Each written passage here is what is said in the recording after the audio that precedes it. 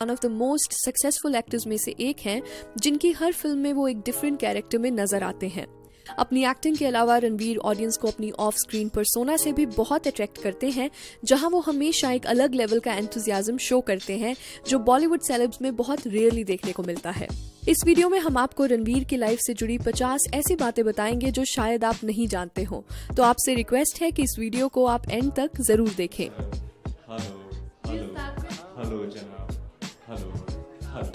शुरू करें सिलसिला। नंबर 1, पद्मावत में अलाउद्दीन खिलजी का कैरेक्टर पोर्ट्रे करते हुए रणवीर को कई साइकोलॉजिकल इश्यूज आए, जहां खिलजी के कैरेक्टर की तरह वो खुद भी बहुत गुस्से में और नेगेटिव फ्रेम ऑफ माइंड से चीजों को देखने लगे। इससे जुड़ा एक इंसिडेंट रणवीर ने इंटरव्यू में रिवील किया, जहां उन्होंने बताया कि खिलजी का कैरेक्टर प्ले करना मेरी लाइफ का सबसे ट्रॉमेटिक एक्सपीरियंस रहा है, जहां रियल लाइफ में भी मैं खिलजी जैसा ही बिहेव करने लग गया था। एक दिन किसी ने सेट पे कोई गलती कर दी और मेरा अंदर से मन उसे जान से मार देने का था। उसी दिन मैंने रियलाइज किया कि खिलजी का कैरेक्टर मुझ पर हावी हो रहा है, और इसे नॉर्मलाइज करने के लिए मैं शूट पे अपने पेरेंट्स को बुला लेता था, जहां शूटिंग के बाद मैं उनके साथ ही टाइम बिताता था, क्योंकि मुझे नॉर्मल फील करना बहुत जरूरी था। नंबर 2, रणवीर की पहली फिल्म हो या उनकी कोई नई फिल्म, रणवीर हमेशा थिएटर में अपनी फिल्म देखने जाते हैं। उनका कहना है कि मुझे ऑडियंस का रिएक्शन देखना बहुत पसंद है, कि वो मेरी एक्टिंग को किस तरह से जज करते हैं। इसलिए हमेशा मैं अपना लुक चेंज करके थिएटर में जाता हूँ और ऑडियंस के साथ बैठकर ही फिल्म को एंजॉय करता हूँ।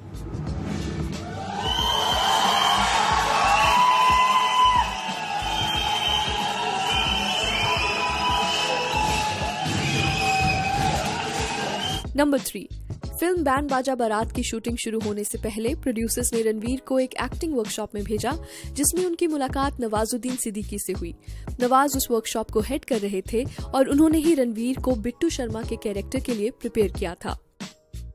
नंबर 4, पॉपुलर होने के बाद भी रणवीर अपने हर एक फैन की बहुत रिस्पेक्ट करते हैं। जैसे एक प्रमोशन के दौरान उनके फैन ने उनसे रिक्वेस्ट किया कि वो उसे स्टेज पे आने दें, क्योंकि वो रणवीर को कुछ दिखाना चाहते थे। रणवीर ने बिना कोई टाइम लिए उन्हें स्टेज पे बुलाया और देखा गया कि उनके फैन के हाथ पे रणवीर के नाम का परमानेंट टैटू बनाया हुआ था। इस चीज को देखकर रणवीर बहुत ही इमोशनल हुए और उन्होंने अपने फैन को जोर से हग कर लिया। ऐसे ही कुछ मोमेंट्स हैं जो रणवीर को बाकी सब सेलिब्रिटीज से अलग बनाती हैं। इतने पॉपुलर होने के बाद भी आज भी वो फैंस को टाइम देते नजर आते हैं, और ये उनकी एक बहुत ही स्पेशल क्वालिटी है। नंबर 5, रणवीर का पूरा नाम रणवीर सिंह भवनानी है, और उन्होंने अपना नाम न्यूमरोलॉजी की वजह से नहीं, बल्कि नाम के लंबे होने की वजह से चेंज किया था।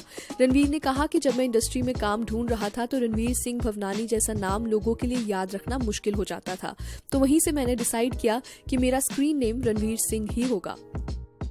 नंबर 6, बचपन से ही रणवीर को एक्टिंग करने का शौक था, और इसके पीछे उनकी ग्रैंडमदर का बहुत बड़ा हाथ है। रणवीर ने बताया कि उनकी दादी उन्हें अमिताभ बच्चन की फिल्में दिखाया करती थी और कहती थी कि बड़े होके तूने भी इनकी तरह बनना है। वो पहला इंस्टेंस था जहां रणवीर ने एक्टिंग में इंटरेस्ट दिखाना शुरू किया। नंबर 7, अमिताभ के अलावा रणवीर की इंस्पिरेशंस गोविंदा, मिथुन और तीनों खान्स हुआ करते थे। फिर बड़े होने के बाद उनके इंस्पिरेशन ऋतिक रोशन रहे, और फिर बॉलीवुड की स्ट्रगलिंग डेज के दौरान वो रणबीर कपूर की एक्टिंग से बहुत इंस्पायर्ड थे। रणवीर ने कहा था कि जब मैं बॉलीवुड में नया नया आया था तो मुझे रणबीर कपूर के लेवल का एक्टर बनना था, क्योंकि उन दिनों उनके जैसी एक्टिंग करना हर यंगस्टर का बेंचमार्क होता था। नंबर 8, अपनी स्कूलिंग खत्म करने के बाद रणवीर अपने एक्टिंग एम्बिशन और कॉलेज एजुकेशन को लेके बहुत कंफ्यूज थे, क्योंकि उनको हर कोई कहता था कि एक्टिंग को सिर्फ शौक रखो और पढ़ाई से अपना किसी और फील्ड में करियर बनाओ।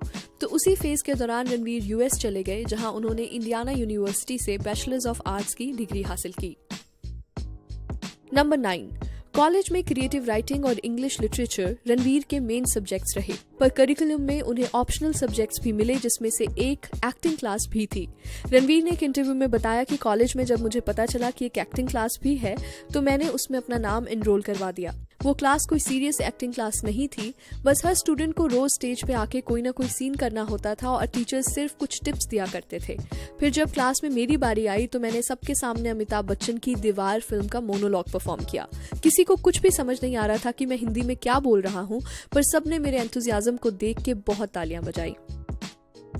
नंबर 10, ग्रेजुएशन करने के बाद रणवीर जब वापस इंडिया आए तो उन्होंने एक एड एजेंसी में एज अ कॉपीराइटर काम करना शुरू किया। रणवीर उन दिनों अपने एक्टिंग के करियर में उतने एक्टिव नहीं थे, तो उन्होंने 1 साल तक एज अ कॉपीराइटर काम किया, जहां उन्होंने कई बड़े प्रोडक्ट्स के एड कैंपेन्स लिखे। नंबर 11, एड एजेंसी में काम करते हुए उनकी मुलाकात साथिया फिल्म के डायरेक्टर शाद अली से हुई, जो एक एडवर्टाइजमेंट शूट कर रहे थे। तो वहीं से दोनों की दोस्ती हुई और उन्होंने शाद के एड शूट्स में एज एन असिस्टेंट डायरेक्टर काम करना शुरू किया। रणवीर ने कहा कि मैं इंडस्ट्री में कॉन्टेक्ट्स बनाना चाहता था और इससे अच्छा मौका मेरे पास कोई और नहीं था। मैंने शाद के साथ कई एड फिल्म्स में काम किया, जहां क्राउड कंट्रोलिंग से लेके एड्स की प्री प्रोडक्शन तक सब काम मैंने ही किए। नंबर 12, रणवीर ने 1.5 साल तक एज एन असिस्टेंट डायरेक्टर काम किया और उन्हें रियलाइज हुआ कि वो अपने काम में इतना ज्यादा ऑक्यूपाइड हो चुके थे कि एक्टिंग के लिए उन्हें बिल्कुल भी टाइम नहीं मिल रहा था।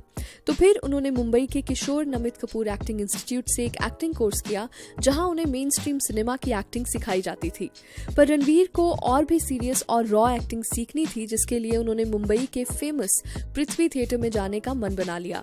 पर वहां एंट्री मिलना आसान नहीं था, क्योंकि वहां सिर्फ वो एक्टर्स सिलेक्ट होते थे जिनका थिएटर में एक्सपीरियंस रहा होता था, और रणवीर उस वक्त बहुत नए थे।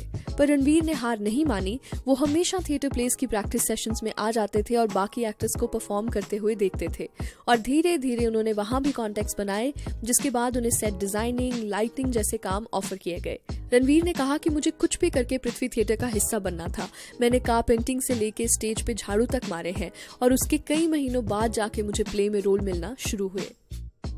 नंबर 13, थिएटर में एक्टिव होने के बाद रणवीर को 2 फिल्म्स के ऑफर भी आए, पर उन सब फिल्म्स की स्टोरी लाइन या अपना कैरेक्टर उन्हें इंटरेस्टिंग नहीं लगा और उन्होंने ऐसी फिल्म्स को रिजेक्ट